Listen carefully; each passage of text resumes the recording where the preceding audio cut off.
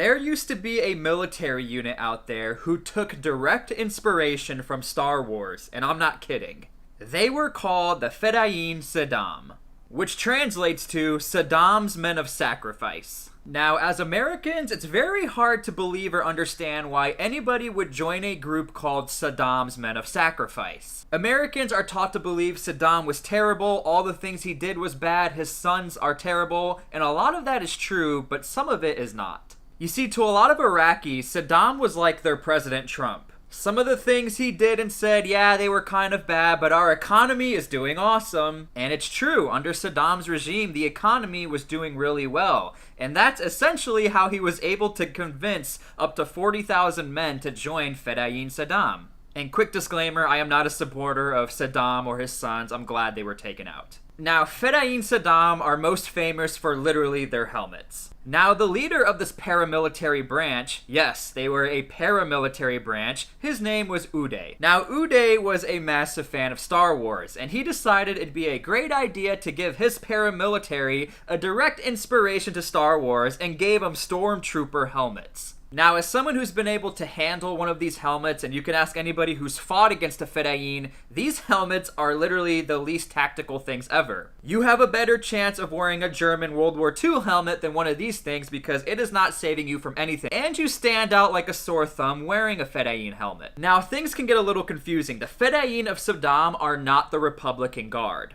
For people who don't know, the Republican Guard were sold as these elite fighters who did get some extra pay, got some extra training, and they were the elite fighters of Saddam. To give credit where credit's due, they were the ones who invaded Kuwait. They were the ones who stopped Iran from taking over Iraq. So they were sort of elite, but they were also a little overrated if you ask any veteran who deployed to Iraq. The reason why these two get looped together, the Republican Guard and the Fedayeen of Saddam, is because they often fought side by side together. This is because the person in charge directly of these units was Saddam himself. But the Fedayeen was not a professional military. Again, they were literally what's called a paramilitary group, which means they were a guerrilla warfare fighting force controlled by a dictator, and they could do whatever they wanted. And they did do whatever they want. You see, their technical job was to be the bodyguards of Saddam, but also their job was to stop the smuggling of goods coming into Iraq. This is sort of how, like the Secret Service, we know them formally to protect the president,